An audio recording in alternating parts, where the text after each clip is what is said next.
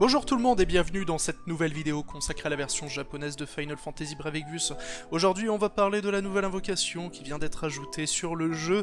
Il s'agit enfin de Léviathan, depuis le temps qu'il était teasé celui-là, entre ses différentes apparitions, combats contre boss, etc. On se demandait vraiment quand est-ce qu'ils allaient nous le rajouter. Ça y est, c'est enfin chose faite avec la dernière mise à jour de l'histoire. Direction donc les nouvelles zones pour aller voir de quoi il a l'air. Alors bien évidemment, comme à chaque fois, quand il s'agit de montrer un contenu qui est plus ou moins lié à l'histoire de Brave Exvius, je précise tout de même, si vous n'avez pas envie de vous faire spoiler, quittez immédiatement cette vidéo. Hein, voilà, vous avez juste l'information, Léviathan existe désormais dans le jeu, ça peut suffire à certains.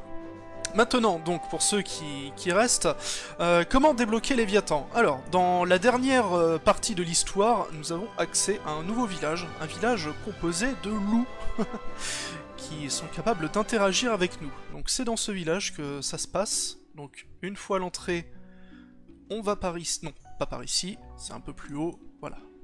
Par ici à gauche. On va ensuite aller tout au bout du village par ce coin-là. Ici, il y a une liane. Attention, ouh, cascade, dis donc. Extrêmement impressionnant. Et enfin, nous atteignons cette hutte avec ce loup. Donc, une fois qu'on lui parle, c'est lui qui nous donne accès à la zone où se trouve Léviathan.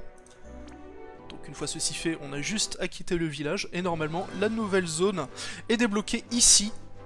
Donc on a juste 2 combats contre Léviathan, hein, ça forme 1 étoile et ça forme 2 étoiles, avec des récompenses pas dégueulasses à chaque fois pour mener à bien ces combats, puisque la première zone nous donne 100 lapis. Si on fait des dégâts de feu et de foudre, durant l'affrontement, on récupère 20 mégacrystes de foudre, sans utiliser d'objets. Au cours du combat, on récupère un ticket, et pas de mort, on récupère un Trust Moogle 1%. Quant à sa version 2 étoiles que l'on va aller faire, il y a également 100 lapis à récupérer. Faire 5 sorts ou plus durant le combat, ça donne 30 mégacrystes de feu. Lancer une invocation, ça nous permet d'obtenir un ticket qui assure un cristal jaune minimum. Et enfin, en achevant Léviathan avec une limit burst, on a un Trust Moogle 5%. Franchement, plutôt cool. Et c'est un combat à ne pas forcément trop prendre à la légère. Donc on va essayer d'y aller avec un bon personnage en allié. On va prendre une Sakura saison 2, ce sera parfait. Donc là pour le coup, j'ai ramené pas que des personnages un peu en mode free-to-play. Hein. Effectivement il y a 2 natifs 5 étoiles qui sont là, mais plus pour leur côté utilitaire que pour les dégâts. Donc, alors toujours ce brave Warrior of Light pour tanker. D'ailleurs je lui ai mis Sirène juste pour qu'il ait un peu plus de résistance à l'eau. Bon après pour ses équipements, rien de très notable par rapport aux fois précédentes. Hein. Il est toujours équipé plus ou moins de la même façon. Il y a juste cette armure là qui a changé. Donc c'est l'armure, la Force Armor, mais en version supérieure que l'on récupère sur le nouveau combat contre la Chimère. Donc une force armor qui donne 57 de défense physique, 17 de défense magique et 20% de résistance feu, glace, foudre, vent et terre. Vraiment très cool. Ensuite Jiraiya, bon il a quelques équipements sympas, il a une ambidextrie, il a un Blade Mastery, Knuckle Mastery que l'on récupère sur un trial boss. Ça c'est pas une Blade Mastery, c'est une autre matériel que l'on récupère sur la version difficile du Dragon Blanc qui a été ajoutée également il y a peu de temps, qui donne donc 20% d'attaque physique supplémentaire et 30% d'attaque magique lorsqu'on est équipé d'un katana. Donc après, en katana, justement, la nouvelle version de la Murasame que l'on récupère aussi sur la version difficile du Dragon Blanc. 111 d'attaque physique, 14 d'attaque magique, très sympa également. Après, une petite TM d'Ayate ainsi que la TM de Snow. Ce nouveau bracelet, c'est un bracelet qu'on peut acheter chez le nouveau Chocobo, je pense que j'en ferai une vidéo d'ailleurs aussi pour montrer où il se trouve celui-là, qui donne 30% d'attaque physique, c'est très cool comme objet. Quant à Lunella et le reste du groupe, ils ont rien en récompense de confiance, hein, juste équipé correctement avec tous les objets dont on peut disposer. Lunella sera là évidemment que pour pousser la chansonnette. Mystère en deuxième tank parce que le boss aura tendance à faire pas mal de magie, donc il sera bon d'avoir un personnage tel que Mystère pour couvrir correctement les amis. Et enfin Luluka, que j'ai décidé d'emmener en soigneuse, eh bien tout simplement parce qu'elle a toujours été plus ou moins liée à l'histoire de Léviathan, donc autant que la boucle soit bouclée, en allant affronter cette chimère avec elle. Voilà, donc eh bien c'est parti. Alors autant la première zone où l'on affronte Léviathan, c'est une sorte de mini donjon, vraiment tout petit, hein, il n'y a pas grand chose à y faire, autant là la deuxième forme c'est le combat direct, sans plus de cérémonie. Dans la première zone, au cas où, si vous la faites, il y a juste un petit truc à savoir, c'est que vers la fin de la zone, il y a 3 switches à activer, et il faut juste que le switch du milieu, celui qu'on active en dernier, soit activé par Nicole. Voilà. Sinon, ça ne fonctionne pas et on ne peut pas aller affronter Léviathan. C'est la seule petite chose à savoir. Donc Léviathan, avec une superbe coupe de cheveux, extrêmement swag, ce boss, mais qui est tout de même pas si facile que ça. Donc déjà, première chose, il faut bien penser à le débuffer, sinon il met de sacrées claques l'animal. Comme j'ai dit avec Lunella, on va pousser la chansonnette. Dans un premier temps, Jiraiya va servir surtout pour ses capacités utilitaires, puisqu'il a ce sort-là qui est très pratique, qui augmente de 40% la résistance au feu, à la glace, à la foudre, à l'eau, au vent et à la terre de toute l'équipe durant, je sais plus si c'est 5 tours, c'est peut-être 5 tours, donc c'est vraiment très bien. Et ça tombe plutôt bien parce que, contrairement à ce qu'on pourrait imaginer, Léviathan ne se contente pas juste de faire des attaques d'eau, hein. Il a d'autres sorts élémentaires qui peuvent poser problème.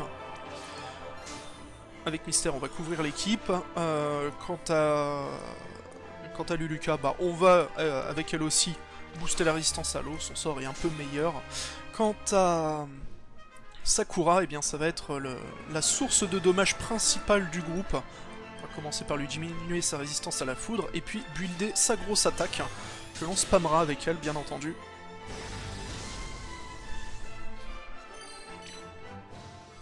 Donc il se buff aussi en défense régulièrement. Bon. Et il peut infliger pétrification.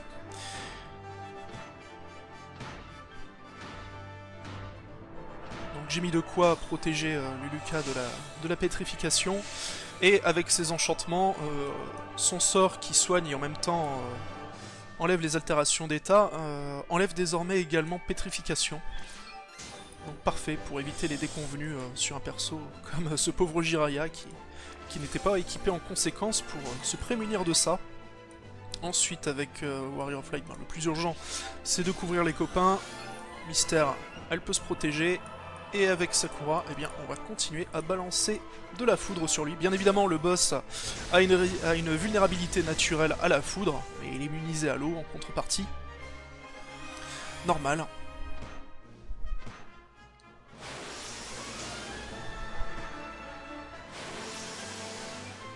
Sakura a été pétrifiée, mais on n'a quasiment rien pris, c'est le principal. Voilà. On va continuer à se protéger avec Mystère. Quant à Wall, eh bien, il va debuffer la défense. Avec Jiraiya, on va faire un petit sort hybride de foudre, histoire d'aider un peu au dommage, même si ça ne fera pas grand chose. Ça permet aussi de refresh le debuff de résistance à la foudre, parce que son attaque fait justement ça. Diminue de 50% la résistance à la foudre. Toujours pratique. Warrior of Light tank sans aucun souci. Même s'il fait quand même pas mal de dégâts.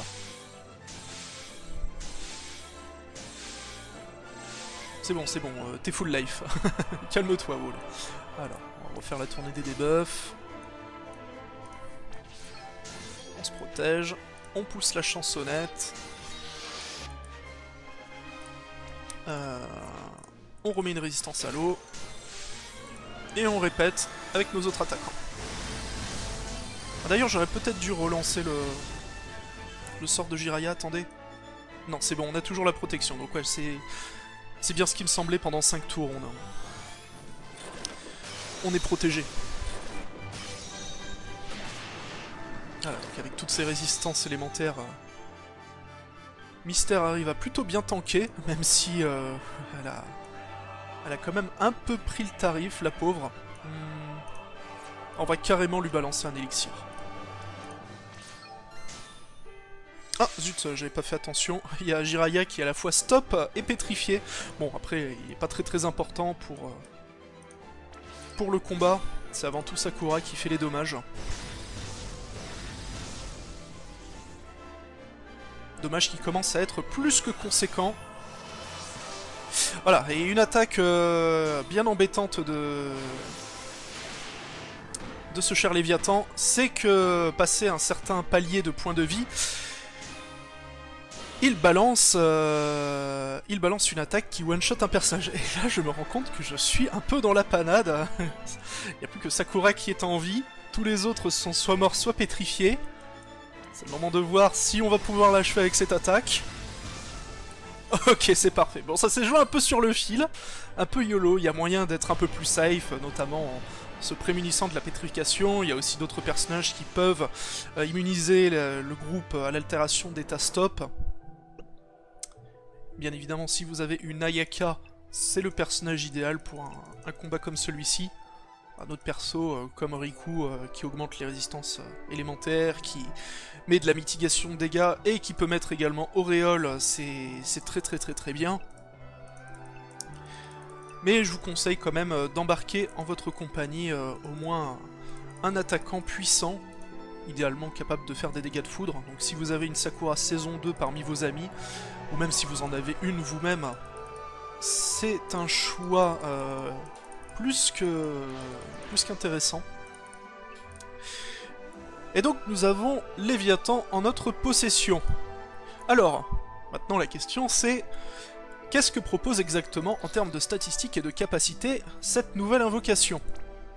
Eh bien Léviathan donne avant tout un très bon montant de points de vie et de points de magie, mais il peut également donner une stat d'attaque magique plutôt correcte, donc plutôt à donner à nos mages. Voilà, là il est niveau 40. Bon alors j'ai pas entièrement dépensé les points que j'avais pour l'arbre de compétences. Je suis allé principalement chercher ces deux capacités-là, celle-ci à l'extrême gauche et celle-là à l'extrême droite, puisque ce sont deux killers, mais deux killers magiques. Il y en a un c'est Spirit Killer et l'autre c'est Aqua Killer, donc qui augmente de 50% les dégâts contre les esprits ou les ennemis aquatiques, mais de 50% les dégâts magiques. Donc encore une fois, voilà, Léviathan sur un mage, ce sera très cool, en plus de donner, comme je l'ai dit, une bonne stat de points de vie. Alors il a d'autres petites capacités, il a Bar Water, Aéro, Water, Bar Water Ra, Osmose pour absorber les MP, rien de très notable. C'est avant tout, je pense, pour ces killers magiques qu'il est le plus intéressant à voir avec une éventuelle troisième étoile, ce que cela pourra donner. Et on va quand même aller voir ces animations. Voilà, donc l'animation de Léviathan en une étoile.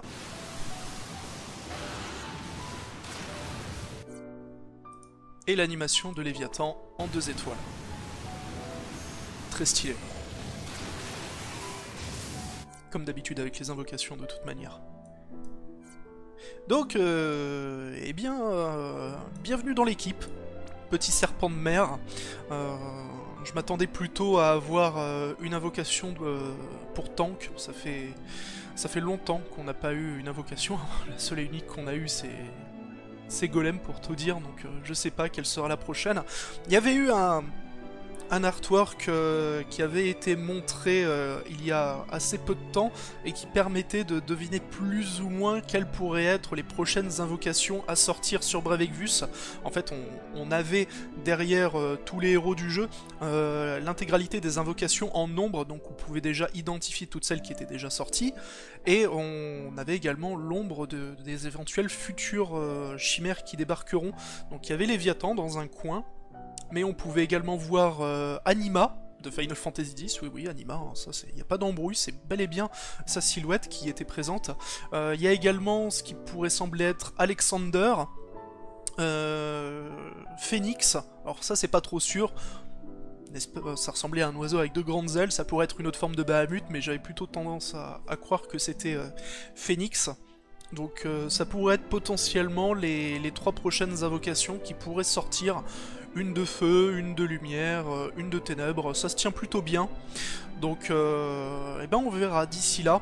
En attendant, c'est tout pour cette vidéo. Je vous fais des bisous moustachus et je vous souhaite bon jeu sur la version japonaise de Final Fantasy Bravecus.